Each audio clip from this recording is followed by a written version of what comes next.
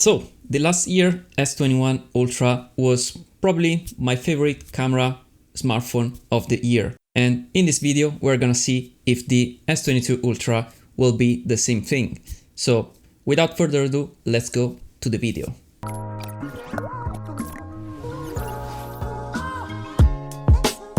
Hey, it's always me, Johnny, and welcome to my new video. So as I said in the intro, today we're gonna see how the camera works on the new S22 Ultra. And before starting the video, I'm sorry because this video was supposed to be like a little bit earlier, but I am a little bit late with my schedule on YouTube. So sorry for that, but you have to wait for these videos. And also I have a camera comparison between my Xiaomi Mi 11 and this S22 Ultra.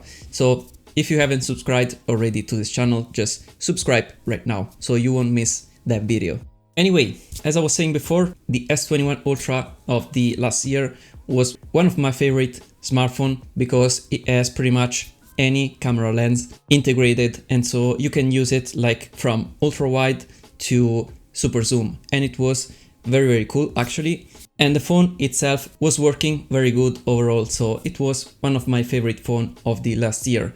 But this S22 Ultra, it's a little bit different. But before talking about that, let's talk quickly about the camera specs. So we have mainly 4 cameras in the back, and actually it goes from ultra wide angle. So we have a 12 megapixel ultra wide camera, then we have a main sensor of 108 megapixel, then we have a 3x and a 10x zoom lens. They are both from 10 megapixel. We have, of course, a flash LED, and also we have a laser autofocus that it is working very good. So let's talk about the quality itself of the images of this new camera. And actually I'm gonna divide the video in 2 parts as always, because I'm gonna talk about before the photo side and then the video side actually. So let's start talking about the photo side on this S22 Ultra. So right away I can say that these photos taken by this S22 Ultra are, I think, one of the best that you can find on the market right now, because they have like sharpening, they have some good and natural color, they have a nice blur in the background, and of course you can take a photo from ultra wide to 100x zoom. But let's talk about the sensor themselves. So starting from the ultra wide, we have a 12 megapixel sensor that it is working quite good actually. Despite the low megapixel, the quality is very good actually. And also in low light, we have pretty much no quality loss.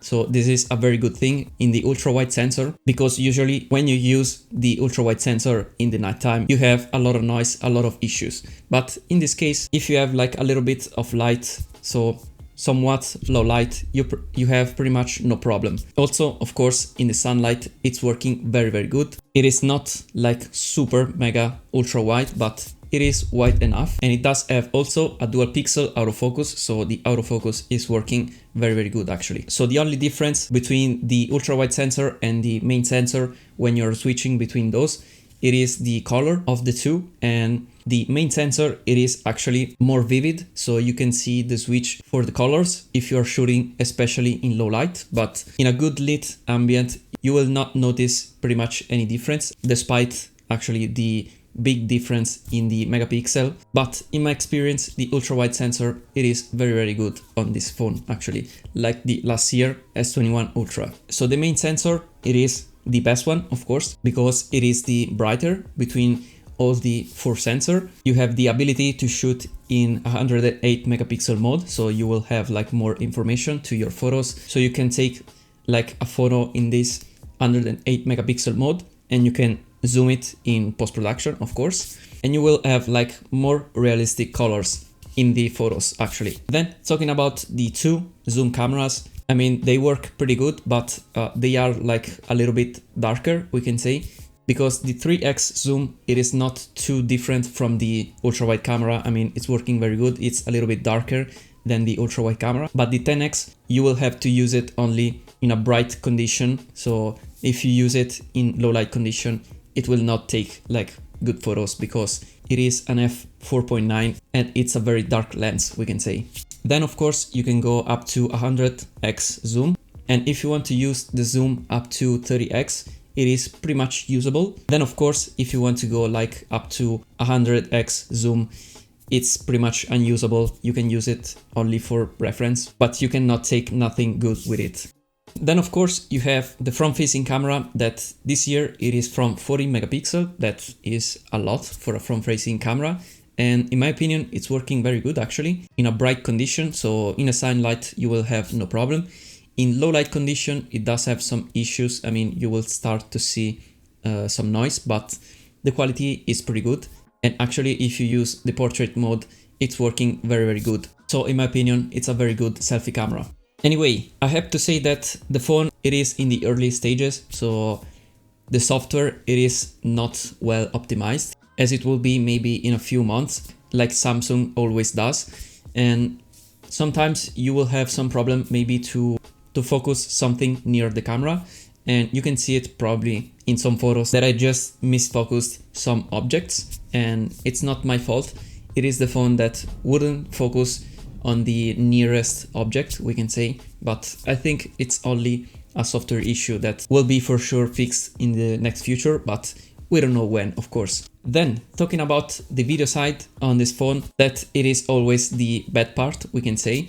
And actually, here it's not pretty bad. And Android phones are getting better and better every year. And this year, I think that we have some improvement here on the S22 Ultra compared to the S21 Ultra of the latest year. And keep in mind that my version of the S22 Ultra, it is the European version. So I have the Exynos version and not the Snapdragon one. Anyway, the video are not too bad. I mean, they are not like top notch. You can record up to 8K, but it's pretty much useless because you will have like a lot of grain in the image and the image will not be like very clear. I mean, it's pretty much unusable. You have like heavy files, like weird codecs and stuff like that. So I don't recommend using 8K on this phone. But for the rest, overall, we have the same situation that we can find in the photo side. We have the same behavior between the cameras, actually. So the same behavior in colors. We have the same behavior in sharpness and also in the brightness of the image itself. I can recommend to shoot like in 4K 30 FPS maximum because you can switch between the lenses while you're recording. That it is a thing that it's very important for me. You will have the ability to switch between the lenses. This is a very useful thing to do. I mean, you can zoom in, zoom in out without losing quality and probably losing the moment that you are recording. If you record beyond the 4K 30 FPS, you cannot switch anymore between the lenses. So keep that in mind, of course. And I did my test mostly recording at 4K 30 FPS, of course. And we have a good stabilization both in 30 FPS and also in 60 FPS. But if you are using, of course, the 10x lens, I mean, you will not have like a very good stabilization, just keep in mind. Because the 10x, it's a very long zoom, so it will be very, very difficult to keep the phone stable in your hands. Also, as I said, the stabilization with the other lenses is good, but I've seen some better stabilization actually. You have like optical stabilization and you can just enable also the electronic one, but overall it's working pretty good. The audio in videos, it's pretty good too. This could be useful if you are using your phone like to vlog something maybe and you don't have like an external microphone, and the microphones on the S22 Ultra are working very good, so pretty much you will not need any external microphone. Then you have other modes to record, like you have super slow motion, for example, that, I mean, it's working good, but the quality, it's very, very bad. So I don't recommend to shoot at the maximum frame rate in slow motion. Then you have the portrait video that it isn't too bad, actually. In my opinion, it's working pretty good. So if you use the phone also with the front facing camera and the portrait video, I mean, the final result, it's not too bad and it's not too fake. So I liked the quality that you can find in the front facing camera, especially because usually it's not the best, but with this S22 Ultra and also the portrait mode, you will find a very good quality actually. In a way, it did surprise me. Anyway, this was my impression of the camera in these days that I've had the S22 Ultra. I've probably missed something, but if you have any question, just type it down below in the comments, so I will try to reply to those questions. And to throw some conclusion onto this S22 Ultra camera, I mean, I can say that it could be better. I think that, as I said before, the software, it's not at its maximum. I mean, it's still not well optimized, So I think, like Samsung always does, the phone will be like better in a few months. But if you are planning to buy the S22 Ultra for the camera, I think it's not a bad deal. Depends if you need all of those features and if you need all of those lenses, and of course if you are able to spend all those money. In any other case, I think you will be good.